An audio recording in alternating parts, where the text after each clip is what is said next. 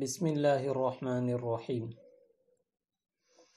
نحمده ونصلي على رسوله الكريم اما بعد قال الله تبارك وتعالى في كلامه المجيد والفرقان الحميد محمد رسول الله صلى الله عليه وسلم صدق الله العلي العظيم سبحانك لا علم لنا إلا ما علمتنا إنك أنت العليم الحكيم اللهم صل على سيدنا مولانا محمد وعلى آل سيدنا مولانا محمد مبارک وسلم۔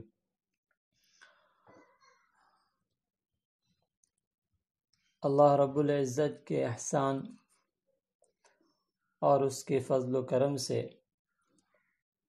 درس سیرت پاک کا یہ جو سلسلہ چل رہا ہے اس کی آج 22ویں مجلس ہے۔ اللہ رب العزت اپنے فضل و کرم سے اس محنت کو، اس کوشش کو قبول فرمائے، اس سلسلے کو قبول فرمائے اور اپنی رضا اور خوشی کا اس کو ذریعہ بنائے۔ گزشتہ کل کی مجلس میں آپ صلی اللہ علیہ وسلم کی رسالت اور نبوت کی علامت کے طور پر 2-3 واقعات بیان کیے گئے تھے۔ یہودیوں کے بہت بڑے عالم حضرت عبداللہ ابن سلام رضی اللہ تعالیٰ عنہ آپ صلی اللہ علیہ وسلم کی خدمت میں آ کر ایمان قبول کرتے ہیں، جس میں آپ صلی اللہ علیہ وسلم کی رسالت اور نبوت کی دلیل ہے۔ اسی طرح حضرت سلمان فارسی رضی اللہ تعالیٰ عنہ ایران سے ہوتے ہوتے مدینہ پاک پہنچتے ہیں، آپ صلی اللہ علیہ وسلم کی رسالت اور نبوت کی علامات پہچانتے ہیں، مہر نبوت کی زیارت کر لیتے ہیں اور فوراً ایمان قبول کر لیتے ہیں۔ آپ صلی اللہ علیہ وسلم ان کی اس قربانی اور تڑپ اور محنت کو دیکھتے ہوئے فرماتے ہیں کہ سلمان تو ہمارے گھر کے آدمی ہیں، اور فرمایا کرتے تھے کہ جس کسی کو ایک پاکیزہ دل والا آدمی دیکھنا ہو تو سلمان کو دیکھ لے۔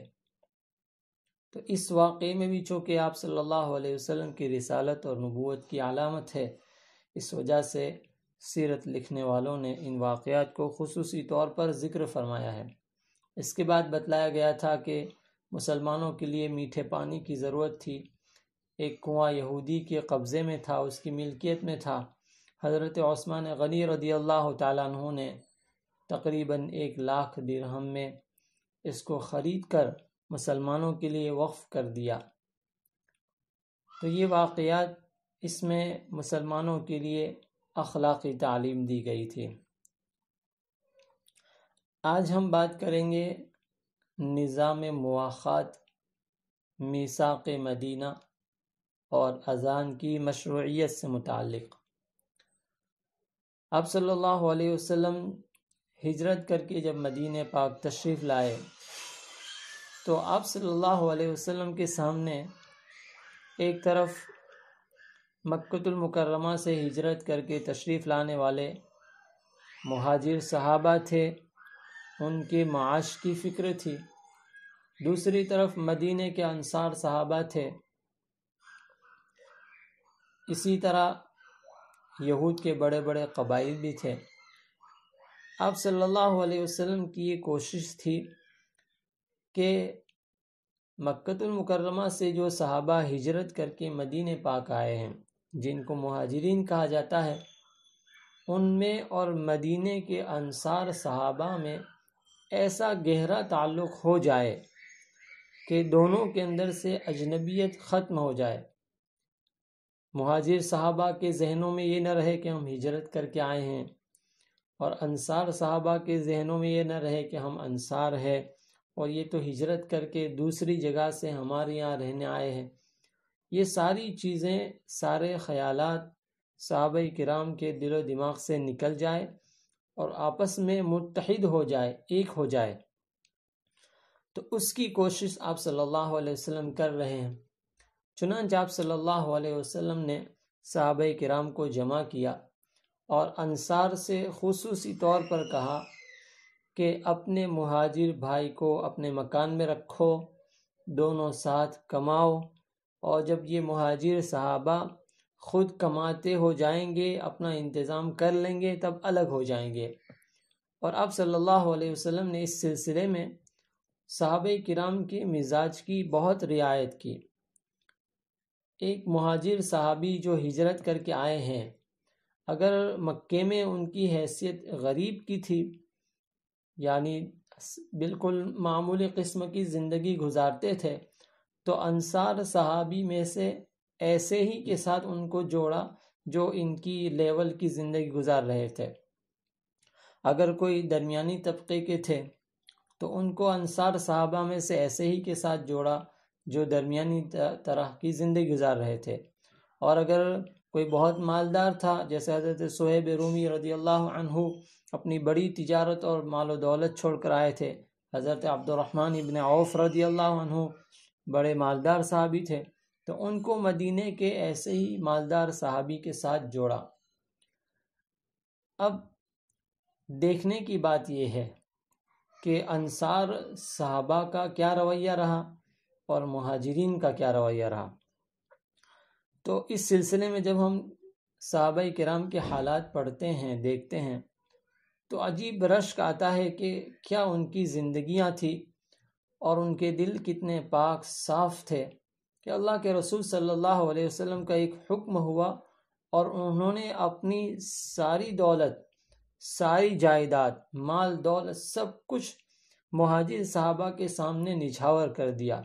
آج ہم دیکھتے ہیں کہ ہم دوسری چیزوں میں تو دوسروں کو شریک کر سکتے ہیں، لیکن مال میں ہم اپنوں کو بھی شریک نہیں کرتے۔ آج بھائی بہن کا حصہ نہیں دیتا، اور تجارت کر رہے ہیں تو اس میں گھوٹالہ ہو رہا ہے، کمی کوتاہی ہو رہی ہے، تو مال آدمی جلدی دینے کے لیے تیار نہیں ہوتا ہے، بلکہ باپ اپنی اولاد کو وراثت میں سے حصہ دینے کے لیے تیار نہیں ہوتا ہے، جبکہ وہ شرعی حکم ہے۔ تو آپ صلی اللہ علیہ وسلم نے جب یہ بات کہی تو انصار صحابہ کا حال یہ تھا کہ ان مہاجر صحابی کو، جس کو آپ صلی اللہ علیہ وسلم نے ان کے ساتھ کیا تھا، اپنے اپنے گھر لے گئے اور گھر کا جتنا بھی سامان تھا، جو بھی تجارت، مال و دولت تھا، سب کا آدھا آدھا کر دیا اور ان کے حوالے کر دیا کہ آپ ہمارے گھر میں رہیے، یہ ہمارا گھر ہے اور یہ ہماری جائیداد ہے، اس میں سے تمہارا پورا حصہ ہے۔ بلکہ بعض صحابہ کا حال یہ تھا کہ اگر ان کی 2 بیویاں تھیں تو اپنے مہاجر صحابی بھائی سے کہہ دیا کہ میری 2 بیوی ہے، جو تمہیں پسند ہو مجھے کہہ دیجئے، میں اس کو طلاق دے دوں گا، وہ عدت گزار کر تمہارے ساتھ زندگی گزارے گی۔ بلکہ ایک وقت تک مہاجر صحابی کو انصار صحابی کی مال سے وراثت ملا کرتی تھی، پھر یہ حکم بعد میں جا کر ختم ہو گیا۔ تو یہ مواخات آپ صلی اللہ علیہ وسلم نے انصار اور مہاجرین کے درمیان قائم کی۔ اس میں اللہ کے رسول صلی اللہ علیہ وسلم صحابہ کرام کے ساتھ ساتھ آنے والی امت کو یہ تعلیم دینا چاہ رہے تھے کہ اسلام میں اصل رشتہ دینی رشتہ ہے، اس کے علاوہ جو دوسری ہم نے تقسیم کر رکھی ہے وہ ساری تقسیم اور سارے رشتے دوسرے نمبر کے ہیں، اصل رشتہ دینی رشتہ ہے۔ اسی لیے قرآن کریم میں کہا گیا ہے انما المؤمنون اخوہ، کہ ایمان والے حقیقت میں بھائی بھائی ہیں۔ خونی رشتہ دوسرے نمبر پر ہو جاتا ہے، ایمانی رشتہ سب سے اول ہوتا ہے۔ اسی طرح آپ صلی اللہ علیہ وسلم امت کو اس بات کی تعلیم بھی دینا چاہ رہے ہیں کہ تمہارے درمیان آپس میں جو فرقے بٹے ہوئے ہیں اور آپس کی جو برادریاں ہیں، اس کی اسلام میں کوئی حیثیت نہیں ہے، وہ تو صرف اور صرف پہچان کے لیے ہے۔ قرآن کریم میں کہا گیا ہے کہ تمہیں اللہ رب العزت نے جو تمہیں ان برادریوں میں تقسیم کیا ہے، کوئی جیسے شیخ ہے، کوئی سید ہے، کوئی میمن ہے، کوئی مرزا ہے، کوئی بوہرا ہے، کچھ، تو یہ جو ساری تقسیمیں ہیں، تو یہ تقسیم تو صرف علامت اور پہچان کے لیے ہے، اسلام میں اس کا درجہ نہیں ہے۔ اگر یہ نہ ہوتی تو پہچاننے میں چونکہ دشواری ہو سکتی تھی، تو یہ تو علامت اور پہچان کے لیے ہے۔ ایک آدمی کا نام عبداللہ ہے، ایک محلے میں 5 عبداللہ ہے، کون پہچان سکتے بھئی یہاں کون سے عبداللہ ہے؟ کوئی اجنبی آ کر پوچھے کہ بھئی ہمیں فلاں عبداللہ صاحب سے ملنا ہے تو دشواری ہو جاتی، لیکن کہہ دیا جائے بھئی عبداللہ بھائی میمن، عبداللہ بھائی شیخ، عبداللہ بھائی سید، عبداللہ بھائی پٹیل، تو آدمی پہچان سکتا ہے۔ تو یہ جو برادریوں کی تقسیم ہے، ذات پات کی تقسیم، وہ تو صرف علامت اور پہچاننے کے لیے، شریعت میں اس کی اتنی حیثیت نہیں ہے۔ ہاں اگر شریعت میں کوئی مقام مرتبہ ہے تو دین کا ہے۔ تو آپ صلی اللہ علیہ وسلم آنے والی امت کو اس بات کی تعلیم دینا چاہ رہے تھے، اور صحابہ کرام نے اس کو عملی پریکٹیکلی ہمیں اس کا نمونہ بتلا دیا کہ آپس میں ایمانی رشتہ کیسا ہونا چاہیے۔ اس سلسلے میں ایک عجیب و غریب واقعہ لکھا ہے کہ حضرت عبد الرحمن ابن عوف رضی اللہ عنہ چونکہ مکے سے آئے تھے، مالدار صحابی تھے، دوسری طرف مدینے میں حضرت سعد ابن ربیع رضی اللہ عنہ وہ بھی بڑے مالدار تھے۔ آپ صلی اللہ علیہ وسلم نے دونوں کو ایک ساتھ کر دیا، اور حضرت سعد بن ربیع رضی اللہ عنہ نے حضرت عبد الرحمن ابن عوف سے فرمایا کہ دیکھو میں انصار میں سب سے مالدار ہوں، میں اپنے مال کو تقسیم کر رہا ہوں، اس میں سے آدھا تمہارا آدھا میرا، میری 2 بیویاں ہیں، آپ کو جو پسند ہو میں اسے طلاق دے دوں گا، عدت گزار کو آپ سے نکاح کر لے گی۔ حضرت عبد الرحمن بن عوف، اچھا ایک بات یہ بھی بتلاتا چلوں کہ جو صحابہ کرام ہجرت کر کے مدینے سے آئے تھے، مکے سے آئے تھے، ان کا حال بھی عجیب تھا۔ یہ نہیں تھا کہ اللہ کے رسول صلی اللہ علیہ وسلم نے ہمیں انصار کے ساتھ جوڑ دیا ہے اور بیٹھے بٹھائے بغیر کسی محنت کے مال دولت اور زمین جائیداد اور باغات مل گئے ہیں تو چلو عیش کرو آرام کرو، ایسا نہیں تھا، بلکہ وہ بھی غیرت مند صحابہ تھے۔ وہ خود چونکہ تجارت پیشہ تھے، مکے کے لوگ تجارت کیا کرتے تھے، تو انہوں نے اس بات کو گوارا نہیں کیا کہ ہم بغیر کسی محنت اور اجرت کے ان کے ساتھ جڑ جائیں اور ان کے مال میں کھاتے رہے، بلکہ مہاجر صحابہ نے آپ صلی اللہ علیہ وسلم سے درخواست کی کہ چونکہ مکے مدینے کے صحابہ، مدینے کے انصار، ان کے کھجور کے باغات ہوتے تھے، تو مکے کے مہاجر صحابہ نے کہا کہ ہم ان کی باغات میں محنت کریں گے اور اس محنت کے بدلے میں جو کچھ بھی اجر ملے گا اور جو کچھ بھی مال حاصل ہوگا ہم اس میں تقسیم کر کے کھائیں گے۔ گویا کہ انہوں نے بھی محنت اور مزدوری کر کے کھانے کو پسند کیا۔ چنانچہ حضرت عبد الرحمن ابن عوف نے فرمایا کہ نہیں، آپ نے اتنا حصہ دیا، اللہ آپ کو جزائے خیر عطا فرمائے، اللہ تمہارے اہل و عیال میں مال و دولت میں برکت عطا فرمائے، لیکن آپ مجھے بازار کا راستہ بتلا دیجئے، میں تجارت تاجر آدمی ہوں، میں محنت کر کے کماؤں گا۔ چنانچہ حضرت عبد الرحمن ابن عوف رضی اللہ عنہ بازار گئے، انہوں نے کاروبار شروع کیا، دھیرے دھیرے ان پہ مال میں خوب برکت ہونے لگی۔ ایک دن اللہ کے رسول صلی اللہ علیہ وسلم کی مجلس میں تشریف لائے اور دیکھا کہ ان کے کپڑے پر زرد رنگ لگا ہوا ہے، پیلا رنگ لگا ہوا جیسے زعفران وغیرہ کا ہوتا ہے۔ تو اللہ کے رسول صلی اللہ علیہ وسلم نے پوچھا کہ عبد الرحمن یہ کیا؟ مردوں کے لیے تو خوشبو ہوتی ہے رنگ کے بغیر کی، تمہارے کپڑوں پر یہ رنگ لگا ہے۔ حضرت عبد الرحمن ابن عوف نے فرمایا کہ اللہ کے رسول میں نے نکاح کر لیا ہے۔ یہاں بہت غور کرنے کی، آج ہمارے معاشرے میں ایک بہت بڑی برائی اور ایک خرابی جو پیدا ہو گئی ہے، اس کی اصلاح اس واقعے کے اندر ہے۔ اللہ کے رسول صلی اللہ علیہ وسلم نے یہ نہیں فرمایا کہ عبد الرحمن تم نے نکاح کیا اور میں وقت کا اتنا بڑا نبی ہوں، نبی آخر الزماں ہوں، تم نے مجھے دعوت بھی نہیں دی، مجھے بلایا بھی نہیں، کہا بھی نہیں، بلکہ اللہ کے رسول صلی اللہ علیہ وسلم نے فرمایا عبد الرحمن کیا مہر دیا؟ کہا کہ کھجور کی گٹھلی کے برابر سونا۔ پھر پوچھا اچھا ولیمہ کیا نہیں کیا؟ تو آپ صلی اللہ علیہ وسلم نے فرمایا اولم ولو بشاتن، کہ ولیمہ کرو اگرچہ ایک بکری کے برابر ہی کیوں نہ ہو۔ تو دیکھیے کتنی بڑی تعلیم ہے۔ حضرت عبد الرحمن ابن عوف ایک بڑے تاجر ہیں، تجارت کر رہے ہیں، مال کما رہے ہیں، مدینہ پاک میں اللہ کے رسول صلی اللہ علیہ وسلم موجود ہیں، لیکن ان کی زندگیاں چونکہ سادہ تھی، تکلفات ان کے یہاں نہیں تھے، اس سے انہوں نے یہ نہیں کہ چلو اللہ کے رسول صلی اللہ علیہ وسلم جب تک ہمارے نکاح کی مجلس میں نہیں آئیں گے اور حضور جب تک نکاح نہیں پڑھائیں گے میں نکاح نہیں کروں گا، بلکہ انہوں نے نکاح بھی کر لیا اور خبر بھی نہیں کی، اللہ کے رسول نے پوچھا تب جا کر بتایا۔ اور اللہ کے رسول صلی اللہ علیہ وسلم نے اس بات کو برا بھی نہیں لگایا کہ اچھا میں نبی یہاں موجود ہوں اور تم نے مجھے خبر بھی نہیں کی، مجھے دعوت بھی نہیں دی۔ تو اس معاشرے میں یہ ساری چیزیں نہیں تھی۔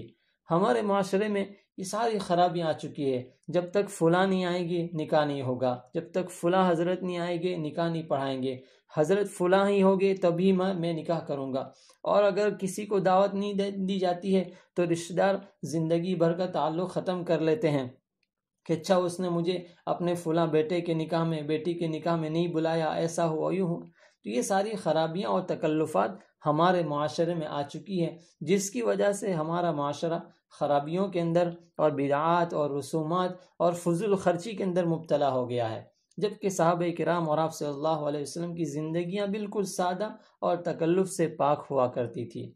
تو یہ ہے نظام مواخات جو آپ صلی اللہ علیہ وسلم نے صحابہ کرام کے درمیان قائم فرمایا۔ اسی طرح دوسری چیز ہے میثاق مدینہ، چونکہ اس میں کچھ تفصیل ہے، اس کو آئندہ بیان کیا جائے گا۔ مشروعیت اذان، آپ صلی اللہ علیہ وسلم نے مسجد نبوی کی تعمیر کی۔ تعمیر کے بعد اب یہ مسئلہ آیا کہ لوگوں کو نماز کے لیے کیسے بلایا جائے۔ آپ صلی اللہ علیہ وسلم نے صحابہ کرام کو جمع کیا، مشورہ کیا۔ کسی نے یہ رائے دی کہ اللہ کے رسول کسی بلند جگہ پر آگ روشن کی جائے۔ اللہ کے رسول نے کہا کہ نہیں، یہ تو مجوسیوں کا طریقہ ہے، اسلام سے اس کی نسبت نہیں ہے۔ کسی نے کہا کہ اللہ کے رسول وقت جب ہو جائے تو کسی جگہ جھنڈا بلند کیا جائے، لیکن اس رائے کو ہی پسند نہیں کیا۔ پھر کسی نے کہا کہ کوئی نگارے جیسی کوئی باجا ہو وہ بجایا جائے، لیکن اس میں بھی چونکہ غیروں کی مشابہت تھی اس لیے پسند نہیں کیا گیا۔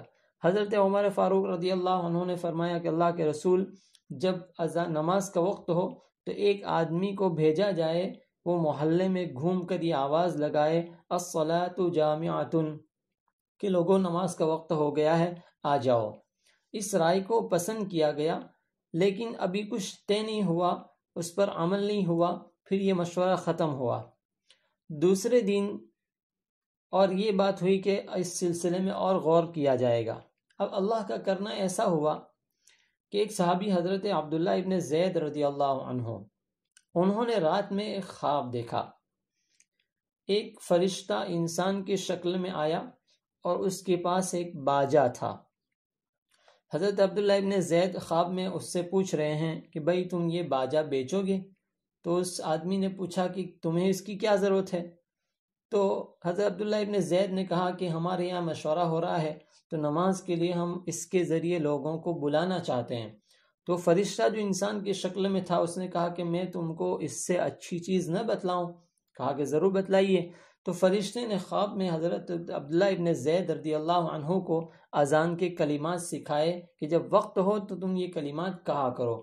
اب خواب ختم ہوا، دوسرے دن مشورے کے لیے سب جمع ہوئے۔ آپ صلی اللہ علیہ وسلم کی خدمت میں حضرت عبداللہ ابن زید حاضر ہوئے اور انہوں نے اپنا خواب سنایا۔ آپ صلی اللہ علیہ وسلم نے فرمایا کہ مومن کا خواب ہے من جانب اللہ ہے، سچا ہے، اور وحی کے ذریعے بھی اس خواب کی تائید ہو گئی۔ اور اسی درمیان حضرت عمر فاروق رضی اللہ عنہ بھی تشریف لائے، انہوں نے بھی اسی طرح کا خواب دیکھا، گویا کہ اللہ کی طرف سے اس اذان کی تعلیم دی گئی اور اذان سکھائی گئی۔ حضرت بلال حبشی رضی اللہ عنہ چونکہ جہوری الصوت تھے، ان کی آواز بہت بلند تھی، تو حضرت عبداللہ ابن زید رضی اللہ عنہ نے حضرت بلال رضی اللہ عنہ کو کلمات سکھائے، اور حضرت بلال رضی اللہ عنہ نے مسجد نبوی میں اذان کہی، گویا کہ حضرت بلال رضی اللہ عنہ مسجد نبوی کے سب سے پہلے مؤذن قرار پائے، اور اس طرح اذان کی مشروعیت ہوئی، اللہ کی طرف سے یہ اذان سکھائی گئی۔ یہ اذان صرف ایک کلمات نہیں ہے، بلکہ اس کے اندر اللہ رب العزت کی کبریائی، اس کی بڑائی، عظمت، الوہیت، اس کی وحدانیت اور آپ صلی اللہ علیہ وسلم کی رسالت کا اقرار ہے، اور افضل ترین عبادت نماز کی دعوت اور کامیابی کی گواہی اس اذان میں دی گئی ہے۔ اسی لیے احادیث میں کہا گیا ہے کہ اہل اسلام کو چاہیے کہ جب اذان ہو تو اذان کا جواب دیا کرے، اور جب اذان پوری ہو جائے تو اس کے بعد اس کی دعا پڑھا کرے۔ اس دعا میں آپ صلی اللہ علیہ وسلم کے لیے مقام وسیلہ اور مقام محمود کی دعا کی گئی ہے کہ اللہ آپ صلی اللہ علیہ وسلم کو مقام وسیلہ عطا فرما، مقام محمود عطا فرما۔ اس لیے بزرگوں نے ایک بات لکھی ہے کہ جب اذان ہو تو اس وقت چاہیے کہ خاموشی کے ساتھ اذان کا جواب دیں، اذان کے بعد کی جو دعا ہے وہ دعا پڑھے جس میں آپ صلی اللہ علیہ وسلم کے لیے مقام محمود کی دعا کی گئی ہے، اسی کے ساتھ ساتھ آدمی اپنے لیے بھی دعا کر لے، اس لیے کہ جب اللہ رب العزت آپ صلی اللہ علیہ وسلم کے حق میں ہماری دعا قبول کریں گے تو ساتھ ساتھ ہمارے لیے بھی دعا قبول ہو جائے گی۔ ایسا تو نہیں ہوگا کہ اللہ کے رسول صلی اللہ علیہ وسلم کے حق میں دعا قبول کی جائے اور ہماری دعا اللہ رب العزت رد کر دے۔ اس لیے یہ دعا کی قبولیت کی ایک بہت ہی مقبول گھڑی ہے، بابرکت گھڑی ہے۔ اسی کے ساتھ یہ بھی لکھا ہے کہ جب اذان ہو تو باتیں نہیں کرنی چاہیے۔ آدمی جب اذان کے وقت دوسرے کاموں میں، دنیاوی کاموں میں لگا رہتا ہے، اذان کا احترام نہیں کرتا، اس سے کہ اذان شعائر اسلام میں سے ہے، تو پھر اس کے آخری وقت میں موت، کلمے کے چھین جانے کا خطرہ رہتا ہے۔ اس سے ہمیں چاہیے کہ ہم اذان کا ادب و احترام کریں، اذان کا جواب دیں۔ تو آج کی مجلس میں دو باتیں آئی، نظام مواخات یعنی آپسی بھائی چارہ قائم کیا گیا۔ صحابہ کرام نے ہمیں بتلا دیا کہ ایمانی رشتہ سب سے بڑا رشتہ ہوتا ہے، باقی رشتے دوسرے نمبر کے ہوتے ہیں۔ اور اسی کے ساتھ ساتھ صحابہ کرام کی بے تکلف سادہ سی زندگی تھی۔ آج ضرورت اس کی ہے کہ ہم بھی اپنی زندگیوں کو سادہ بنائیں، بے تکلف بنائیں، اور تکلف والی زندگی سے ہم اپنے آپ کو بھی بچائیں۔ اور تیسری بات یہ کہ ہم اذان کا ادب کریں، اذان کا جواب دیں، اذان کے بعد کی دعائیں پڑھیں۔ اللہ رب العزت ہم سب کو ان باتوں پر عمل کرنے کی توفیق عطا فرمائے اور اتباع سنت کا شوق اور ذوق عطا فرمائے۔ آپ صلی اللہ علیہ وسلم کی محبت ہمارے دلوں میں بٹھا دے اور ہمیں آپ کا سچا امتی بنائے۔ آمین یا رب العالمین، بجاہ سید المرسلین صلی اللہ علیہ